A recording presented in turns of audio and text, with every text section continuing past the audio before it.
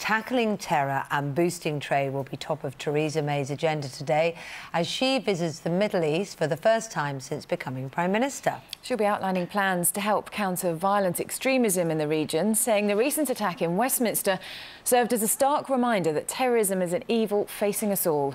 Nick Dixon's outside Downing Street for us this morning. Good morning to you, Nick. So what exactly is first on the Prime Minister's agenda today? What will she be doing? Morning to you, Charlotte. Well, really, there's three sort of key issues for her. As you mentioned, security, tackling extremism, but also one of her priorities will be building commercial ties in the Middle East as well, post-Brexit. Now, she'll be in Jordan later on today, and she will pledge her support for the war, extra support for the war on terror, and that will be in the form of training and facilities for the Jordanian Royal Air Force. And then she'll move on to Saudi Arabia, and the focus there will shift quite considerably. That's when she'll try to improve on business and investment links between the two countries and really try to intensify relations with Brexit very much in mind.